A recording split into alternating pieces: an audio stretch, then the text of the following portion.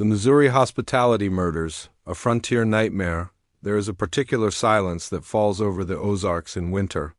A deep, profound quiet that seems to swallow sound itself, leaving only the crunch of snow underfoot and the whisper of the wind through barren oak trees. It is in this silence that some of America's darkest history lies buried, hidden beneath the innocent facade of rustic simplicity and frontier hospitality. This is not a story of ghosts or folklore. This is a documented account of one of the most disturbing criminal investigations in the history of the American frontier. A case so shocking that for nearly a century, officials could scarcely believe the evidence before them. A story of two brothers, a remote cabin, and the travelers who stopped for rest but found something far more terrible. The year was 1867. The American Civil War had ended just 2 years prior, leaving the nation scarred and struggling to heal. In the rugged, isolated hills of the Missouri Ozarks, Reconstruction took on a different meaning. It was about survival. The roads were primitive ribbons of dirt carved through wilderness, connecting scattered settlements that clung to existence in the harsh landscape. For those who traveled these roads, postal carriers, merchants, families seeking new beginnings, the journey was perilous. Bandits, harsh weather, and simple misfortune waited around every bend. In this environment, a promise of shelter was more than hospitality. It was potentially life-saving. Approximately 17 miles northeast of Springfield in Webster County stood such a promise. A modest cabin set back from the road, partially obscured by a stand of oak trees. A hand-painted sign simply read, "Water and rest for weary travelers." This was the Stillwell place, named for the two brothers who had settled there around 1863. Elias, 37, and Jeremiah, 34, were known to offer water from their well, sometimes a meal or place to sleep for those passing through. Neighbors described them as quiet men who didn't cause trouble. They appeared when many did during the war's chaos, their past unknown, their origins unquestioned. On December 12, 1867, this facade of frontier benevolence would crack open to reveal a horror that would haunt the Ozarks for generations. Thomas Weston, a 31-year-old postal carrier familiar with the hardships of the trail, was making his route through Webster County when a heavy snow began to fall. Seeking shelter, he turned toward the Stillwell cabin, a place he had visited twice before, but something felt different immediately. No smoke from the chimney despite the biting cold. No lantern in the window.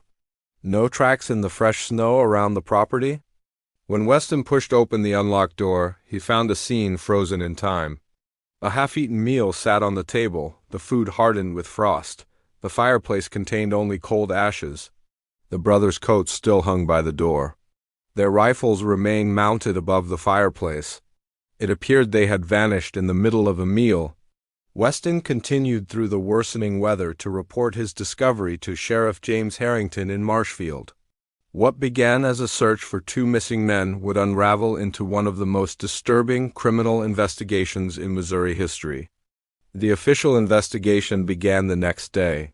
Sheriff Harrington's search party arrived to find the property blanketed in 8 inches of snow, the landscape pristine and undisturbed. Their initial search revealed troubling inconsistencies beneath the cabin's surface normalcy. Beneath a floorboard in Elias Stillwell's bedroom, they discovered a ledger book. Its pages contained 37 entries dating from 1863 to 1867, each with a name, date, and cryptic notations about items of value. Some entries were marked with a simple X. The final entry, dated November 29, 1867, read, J. Hammond, Springfield Merchant, gold timepiece, $37 notes, quality goods, X, but the true horror lay hidden underground. A root cellar extended 15 feet into the hillside behind the cabin. At its rear, investigators discovered a recently excavated tunnel leading to a hidden chamber roughly 8 by 10 feet in dimension. Inside, they found not food stores, but a collection of personal effects that would chill them to their core. Watches, rings, clothing items, papers all belonging to different individuals. Most disturbing of all, 32 pairs of boots and shoes of varying sizes, some showing considerable wear, others nearly new. The implication was undeniable. These belongings had been taken from travelers, presumably those who had stopped at the cabin seeking hospitality, yet no bodies were found. No blood evidence, nothing to conclusively prove violence had occurred. As Winter's grip tightened, the investigation continued. Sheriff Harrington began cross-referencing the names in the ledger with missing persons reports. Joseph Hammond, a Springfield merchant, had indeed vanished in late November while traveling to St. Louis. William Cooper, listed in a July 1867 entry, had disappeared while journeying to visit relatives. The most significant match came with Reverend Michael Donovan, a circuit preacher who had vanished in April 1866 while traveling from Springfield to Lebanon. His name appeared in the ledger with the notation, "Man of cloth, silver cross, few coins, books of no value, X." This discovery prompted a renewed search. On February 23, 1868, during a brief thaw, deputies found a shallow grave half a mile from the cabin. It contained the remains of a man wearing tattered clerical clothing. The silver cross mentioned in the ledger was notably absent. The condition of the remains, as documented by county physician Dr. William Hayes, revealed something far more disturbing than murder. The body showed evidence of extensive post-mortem processing. Flesh had been removed from the majority of bones with precision suggesting anatomical knowledge. Long bones were broken at the ends in a manner consistent with marrow extraction. The grim truth was beginning to emerge. In March 1868, when the ground had thawed enough for proper excavation, Sheriff Harrington organized a thorough search of the property. What they discovered would forever stain the history of Webster County.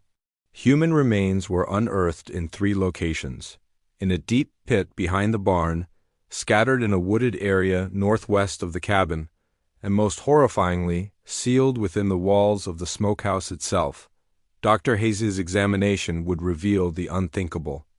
Among the hanging meats that searchers had initially assumed to be venison or pork, he identified cuts that were unmistakably human in origin. His report stated simply, "Certain preserved meats appear to be of human derivation, prepared in a manner suggesting knowledge of anatomy and preservation techniques." The Stillwell brothers had not merely been killing travelers and stealing their valuables. They had been processing their victims' remains as food which they then served to subsequent travelers who stopped at their cabin. The case might have remained merely a dark footnote in Ozark history if not for a discovery nearly a century later.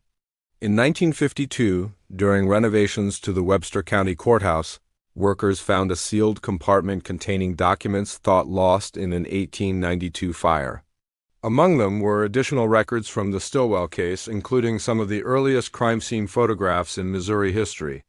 These discoveries prompted Clarence Thornton, a history professor at Missouri State University, to reinvestigate the case. His research would uncover the brothers' likely true identities, Ezekiel and Joshua Hartley from Kentucky, who had disappeared in 1861 following accusations of grave robbing and customer poisoning at their roadside tavern. Their methods and physical descriptions matched the Stillwell brothers perfectly. The story grew even more complex when, in 1955, construction workers unearthed human remains 12 miles north of the Stillwell property. The body was that of a male in his 30s who had died from a gunshot wound to the back of the skull approximately 80 to 90 years earlier. With the remains was a pocket watch engraved with the initials E.S., likely Elias Stillwell. The discovery aligned with a statement from Theodore Palmer, a trapper who had claimed to see Jeremiah Stillwell riding north on December 11, 1867, leading a horse with a bundle tied to it. Had Jeremiah killed his brother and fled, or had some third party been involved? The final, most startling revelation would come from Thomas Weston's own journal, discovered by his great-grandson in 1968.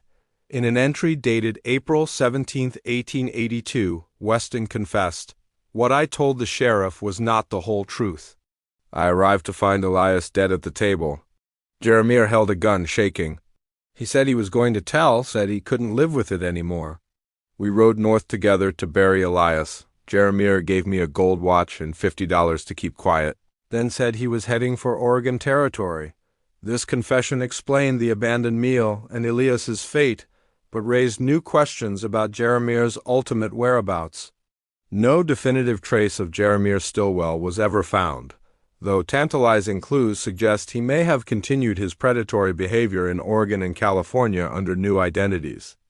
The Stilwell case stands as one of the darkest chapters in American frontier history. It reminds us that in the vast wilderness of post-Civil War America, travelers put their lives in the hands of strangers with every stop they made.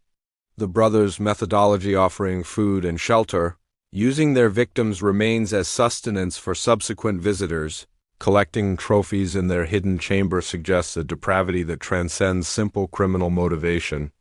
Today, the land where the Stilwell cabin once stood has been reclaimed by nature. The physical evidence has decayed or been removed. But the story endures as a cautionary tale passed down through generations, a reminder of humanity's capacity for both hospitality and horror. For those who know the tale, the lesson remains clear. Not all who offer shelter from the storm have benevolent intentions.